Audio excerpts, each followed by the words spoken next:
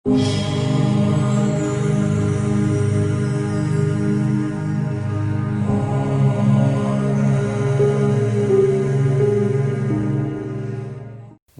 तस्स भगवतो अरहतो सम्मा सम्बुद्दस्स नमो तस्स भगवतो अरहतो सम्मा सम्बुद्दस्स नमो तस्स भगवतो अरहतो सम्मा सम्बुद्दस्स बोधि टिभीद्वारा हेरिरहनुभएका सम्पूर्ण दर्शक वृन्दलाई 2563औं बुद्ध जयन्तीको उपलक्ष्यमा सम्पूर्ण महानुभावहरूलाई हार्दिक शुभकामना।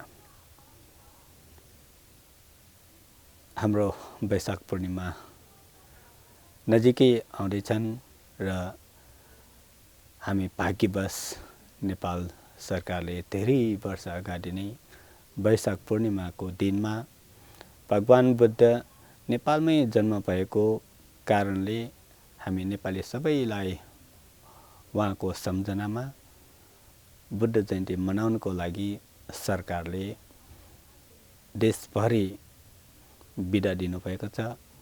त्यसकारणले हामी सबैले भगवान बुद्धको बुद्ध जयन्तीको उपलक्ष्यमा हामी जन्मदिन मनाउन सकेका छौं। हामी कति भाग्यमानी छौं। त्यसको लागि म नेपाल सरकारलाई पहिले नै धन्यवाद ज्ञापन गर्न चाहन्छु। संसारमा धेरै देशहरू छन् बुद्धलाई मान्ने, बुद्ध धर्मलाई अँगाल्ने, बुद्धको शिक्षालाई पालन गर्ने अनि उहाँको जन्म जयन्ती बुद्ध जयन्ती मनाउनको लागि उहाँहरू पनि हाम्रो नेपालमा जस्तै बुद्ध जयन्तीको उपलक्ष्यमा बिदा पाउन धेरै कोसिस गरेका छन्। तैपनि बुद्ध जयन्तीको दिनमा बिदा नपाएर उनीहरू आफ्नो शैलीमा बिदा हुने दिनमा आइतबारको समयमा उनीहरू बुद्ध जयन्ती मनाउने गर्दछन्। तर हामी नेपाली सबै जनताहरू भगवान बुद्धको जन्मदिनको उपलक्ष्यमा हामी भाग्यमानी भएर उहाँको बुद्ध जयन्ती मनाउन गइरहेका छौं। हामी पाइरहेका छौं कति भाग्यमानी छौं भन्ने बुद्ध जयन्तीले नै देखाइरहेको छ।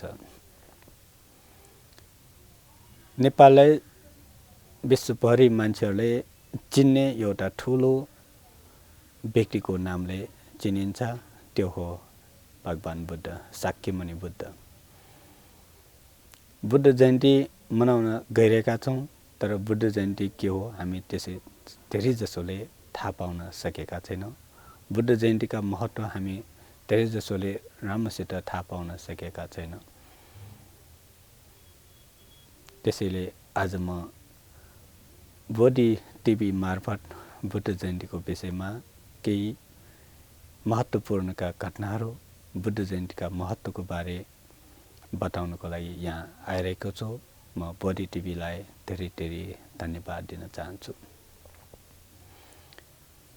बुद्ध जयन्तीको सुरुवात गर्नुभन्दा अगाडि म एक साधारण व्यक्ति भनौं वा एक ठूलो ऋषि भनौं, सुमेध ऋषि कसरी बुद्ध हुन पुग्यो त्यसको विषयमा म केही कुरा भन्न चाहन्छु।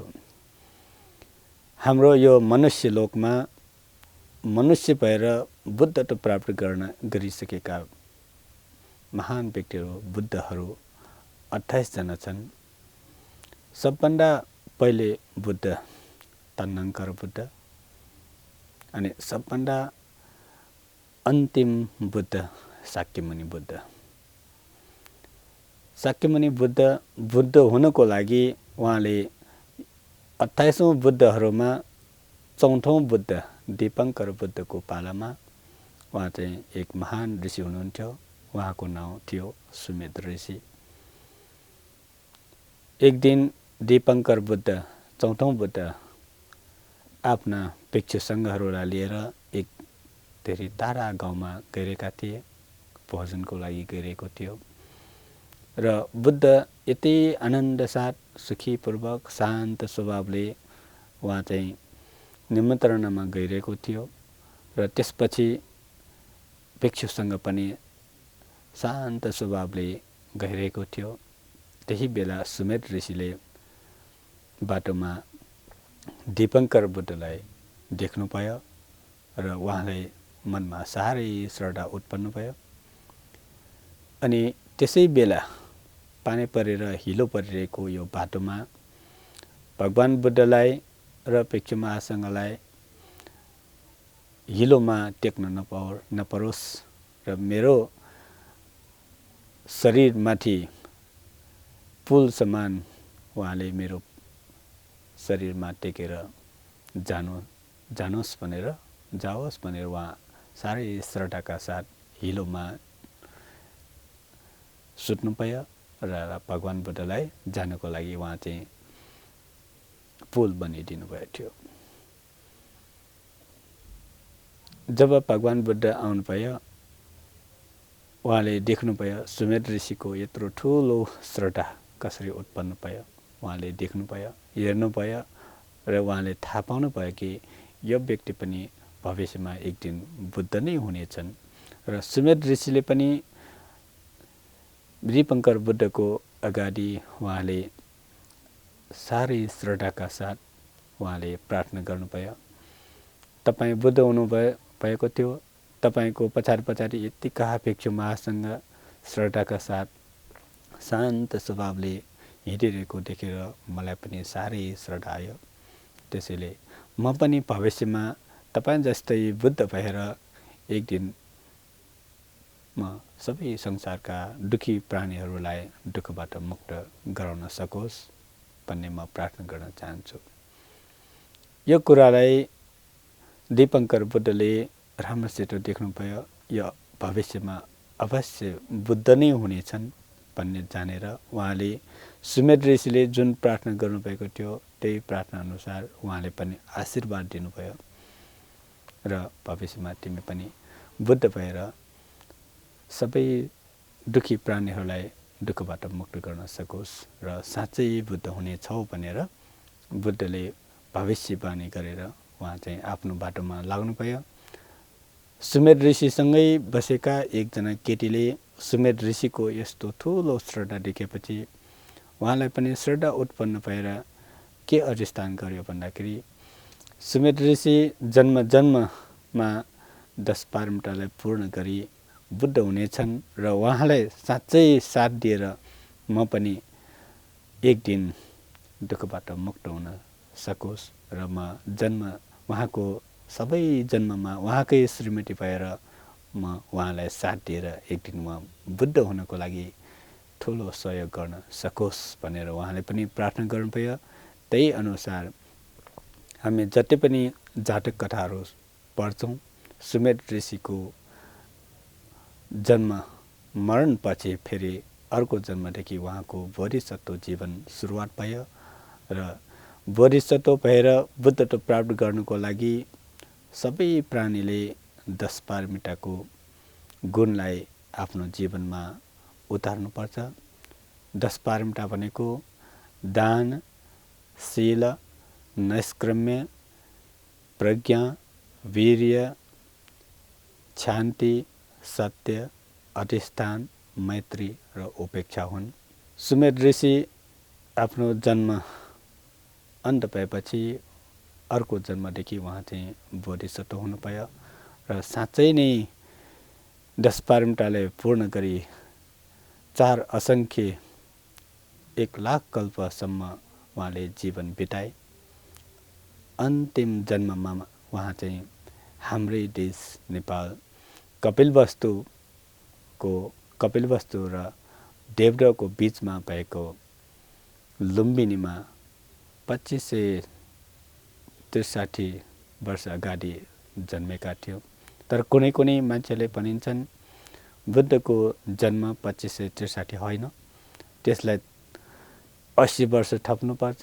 जेसुकै होस्, बुद्ध जयन्ती भनेपछि सिद्धार्थ कुमारको जन्म, बुद्धको जन्म, उहाँको परिनिर्वाण भएको दिन आजकै दिन वैशाख पूर्णिमामा परेछ। पाली भाषामा पूर्णिमाको दिनमा उहाँ जन्मनु भएको थियो। संसारमा अहिले बुद्ध धर्मका 3 निकायहरू छन्। त्यो हुन् थेरवाद, महायान र वज्रयान। थेरवादमा पाली भाषामा विश्वास गर्छ र पाली भाषा अनुसार, पाली त्रिपिटक अनुसार भगवान बुद्धको जन्म, सिद्धार्थ कुमारको जन्म, बुद्धत्व प्राप्ति अनि परिनिर्वाण दिन वैशाख पूर्णिमाकै दिनमा भएको थियो। त महायानमा चाहिँ संस्कृतमा लेखेको हुनाले भगवान बुद्धको जन्म, सिद्धार्थ कुमारको जन्म वैशाख पूर्णिमाको 1 हप्ता अगाडि अष्टमीको दिनमा जन्मेको थियो। उहाँको बुद्धत्व प्राप्ति पनि अष्टमीकै दिनमा भएको थियो र परिनिर्वाण पनि अष्टमीको दिनमा परेको छ। महायानहरूले अष्टमीलाई धेरै महत्त्व दिन्छन् र थेरवादीहरूले पूर्णिमालाई धेरै महत्त्व दिँदो रहेछन्। त आज हामी पाली त्रिपिटक अनुसार बुद्ध जयन्ती मनाउँदै गइरहेका छौँ र बुद्धको जन्म, सिद्धार्थ कुमारको जन्म हाम्रो नेपाल लुम्बिनीमा भएको थियो र नेपालमा बुद्ध जन्मनु भएको नाताले नेपाललाई बुद्ध जन्मभूमि भनेर पनि संसारभरिका मान्छेले चिनेका छन्। त उहाँ लुम्बिनीमा जन्मनु भयो। जन्मना साथै उहाँले 7 वटा पाइला टेक्नु भयो। 7 वटा पाइला टेकेपछि उहाँले एउटा यस्तो गाथा पढ्नु भएको थियो। त्यो गाथाले नै हामीलाई भनिरहेको छ कि उहाँ कति महान व्यक्ति हुन्। किनकि जन्मना साथै यस्तो शब्दहरू बोल्न सक्नु भनेको 4 असङ्ख्य र 1 लाख कल्प पारमता पुरा गरेर आएको शक्तिले नै उहाँले बोल्न सक्नु भएको हो। उहाँ यति आत्मविश्वासका साथ संसारभरिका मान्छेलाई लुम्बिनीमा ठुलो सन्देश दिनुभएको थियो। त्यो सन्देश हो अग्गो हमस्मिङ लोकस्य, म संसारमै अग्र हुँ। जेठो हमस्मिङ लोकस्य, म संसारका ज्येष्ठ व्यक्ति हुँ। सेठो हमस्मिङ लोकस्य, म यो संसारमा श्रेष्ठ व्यक्ति हुँ, सर्वश्रेष्ठ व्यक्ति हुँ। अयमन्तिमा जाति, यो मेरो अन्तिम दिन हो। नत्थि दानी पुनप्पो, यसपछि मेरो अर्को जन्म हुने छैन भनेर उहाँले चाहिँ निर्धक्क साथ यत्रो सानो बच्चाले चाहिँ नेपाल जस्तो लुम्बिनीमा बोल्नुभएको यो सन्देश, दिनुभएको यो सन्देश कति महत्त्वपूर्ण छ। हामी उहाँको विषयमा पढ्दा मात्र थाहा हुनेछन्। यो भयो लुम्बिनीमा उहाँले बोल्नुभएको साह्रै महत्त्वपूर्ण एउटा गाथा, एउटा शब्द र विश्वभरिका लागिको सन्देश। र आज संसारभरिका सबै विद्वानहरूले र वैज्ञानिकहरूले उहाँलाई साँच्चै नै एक महान व्यक्तिको रूपमा स्वीकार गरिसकेका छन्। उहाँ लुम्बिनीमा जन्मनु भयो र 5 दिनपछि उहाँको नामाकरण गर्नको लागि धेरै ब्राह्मणहरू बोलाएर उहाँलाई नामाकरण गर्न लगाइयो र सबैले उहाँको विषयमा ज्योतिष हेर्नुभयो। उहाँको विषयमा भविष्यमा के हुनेछन् भन्ने विषयमा सबै कुरा जानिसकेपछि त्यही अनुसार यो बच्चाले जो सोचेको थियो त्यो अनुसार पाउनेछ, आफ्नो इच्छाहरू सबै पूर्ण हुनेछन् भन्ने थाहा पाएपछि सबै ज्योतिषहरूले एउटा यस्तो निष्कर्ष ल्यायो कि यो बच्चाको नामै सर्वार्थ सिद्ध, सर्व अर्थ सिद्ध, सिद्धार्थ, सिद्ध अर्थ सिद्ध, सर्व अर्थ सिद्ध, सिद्धार्थ।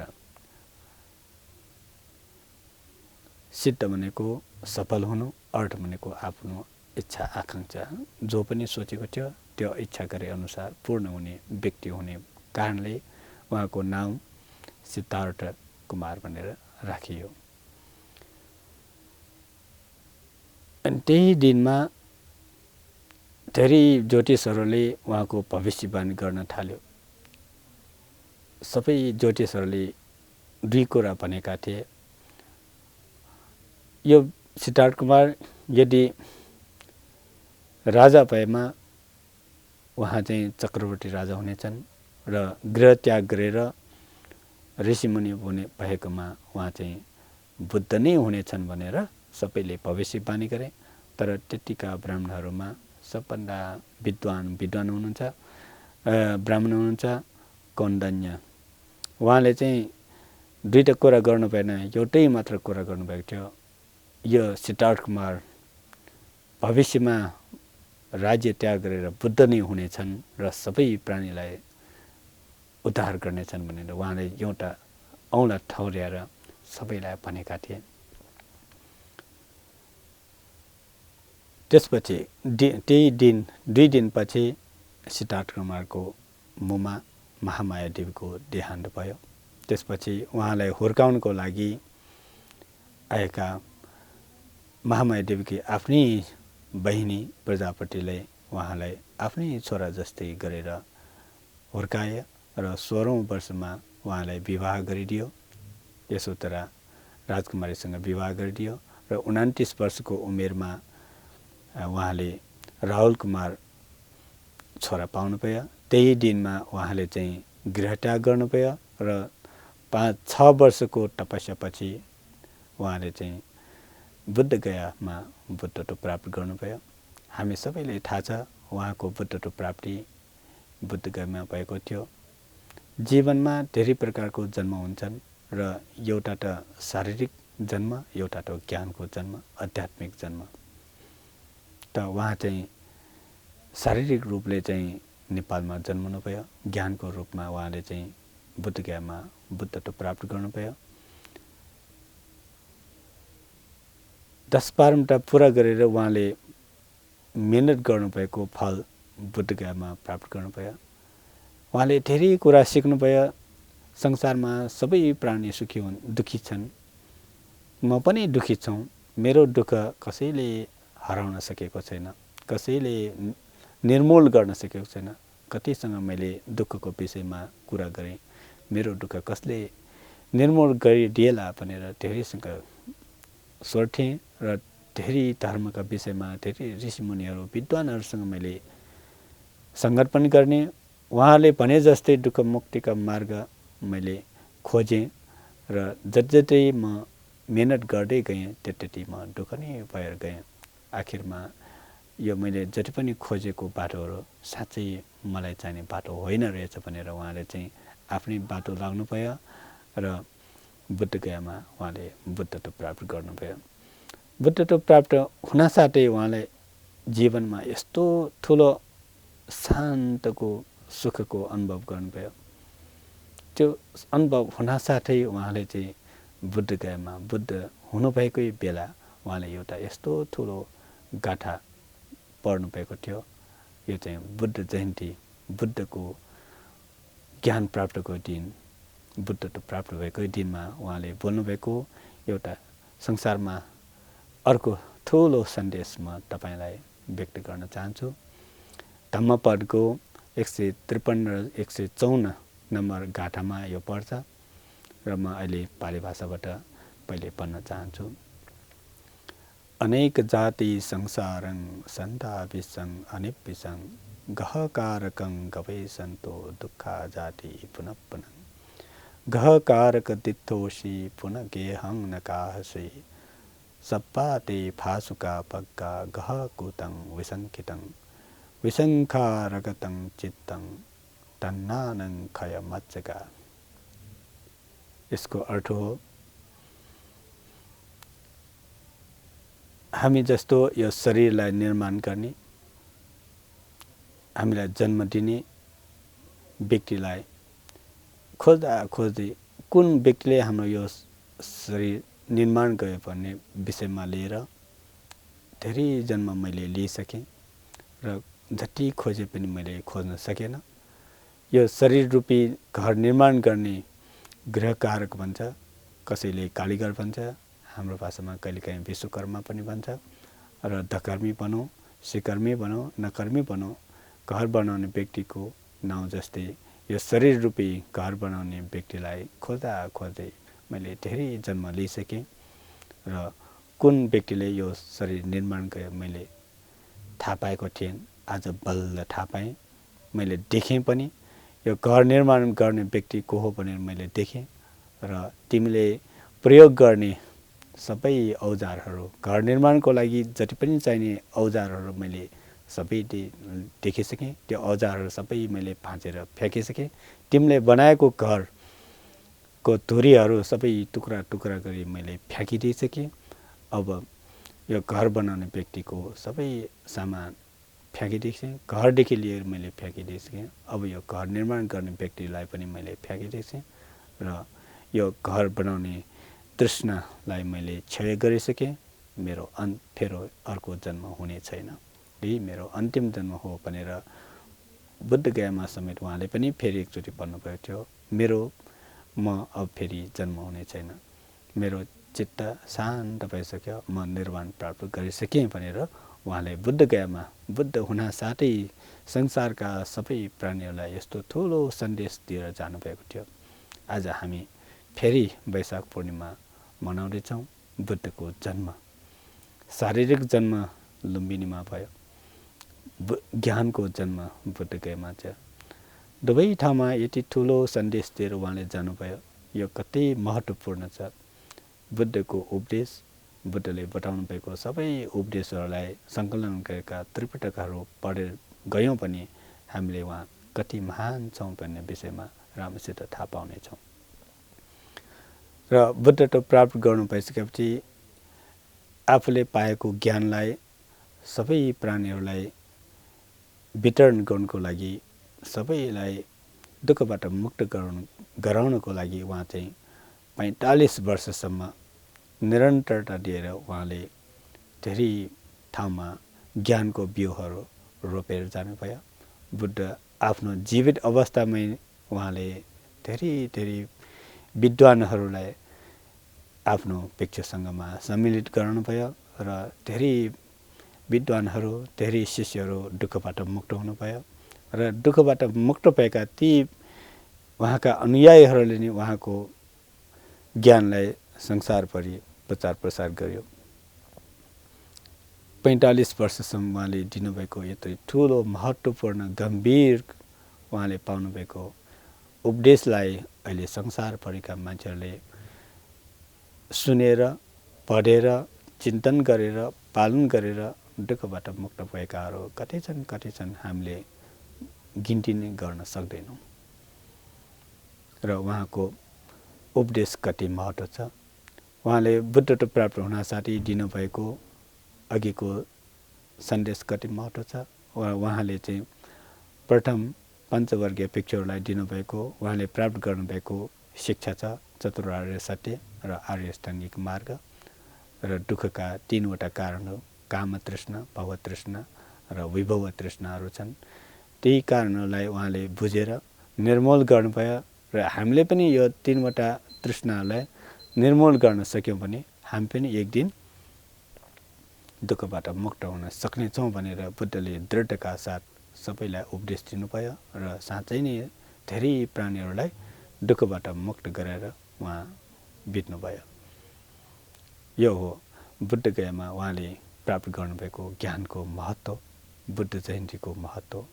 त्यसपछि 45 वर्षसम्म उहाँले जुन धर्मदेशना गरेर आफ्नो ज्ञानलाई बाँडेर कतिका विद्वानहरूलाई आफ्नो भिक्षुसँगमा सम्मिलित गरेर उहाँले आफ्नो शिक्षाको निरन्तरता दिएर आफ्नो शिक्षाको परम्परा बनाएर उहाँ धेरै ठाउँमा जानुभयो। 80 वर्षको उमेरमा उहाँ धेरै बुढो भइसकेपछि उहाँ कुशीनगरमा पुग्नुभयो र कुशीनगरमा उहाँ चाहिँ परिनिर्वाण हुने अवस्थामा उहाँ चाहिँ 2वटा साल वृक्षको मुनि पल्टिरहनु भएको थियो र उहाँ सुत्नु भएको बेला आनन्द भन्तेले उहाँको सचिवले उहाँलाई धेरै प्रार्थना गरेको थियो, तपाईँ यति छिटो किन परिनिर्वाण हुनुभयो, अलि समय राखे पनि हुन्थ्यो। तर बुद्धले पनि आनन्दलाई धेरै पटक भन्नुभएको थियो। उहाँले आफ्नो कर्तव्यलाई निर्वाहँदै बुद्धको अनुयायी, बुद्धको सचिव भएको 25 वर्ष भएको कारणले बुद्धप्रति उहाँलाई धेरै माया थियो र मायाको कारणले बुद्धले भन्नुभएको कुरालाई उहाँले बुझ्नु पाएन र थाहा पाएन पनि र रुँदै थियो। त्यही बेला कुशीनगरका राजाहरू, प्रजाहरू, भिक्षुहरू, भिक्षुणीहरू, उपासक उपासिकाहरू सबै भगवान बुद्धको नजिकै बसेर आँखाबाट आँसुहरू छाड्दै बुद्ध अब परिनिर्वाण हुनेछन् भनेर धेरै रोइरहेको बेला बुद्धले अन्तिम उपदेश दिनुभयो। सबै भिक्षुहरूलाई बोलाएर एउटा यस्तो अन्तिम गाथा उडान गर्नुभयो। त्यो हो हन्ददानी भिक्खवे आमन्तयामिवो वयतम्मा संखारा अपमादेन सम्पादेत। हे भिक्षुहरू, म तिमीहरूलाई आमन्त्रण गर्न चाहन्छु। संसारमा सबै चिज नाशवान छन्, सबै संस्कारका स्वभाव नाशवान छन्। त्यसैले अप्रमादी भएर जीवन बिताओस्, म जान्छु भनेर उहाँ चाहिँ अन्तिम उपदेश दिनुभए उहाँ चाहिँ यो संसारबाट विलिन हुनुभयो, महापरिनिर्वाण हुनुभयो।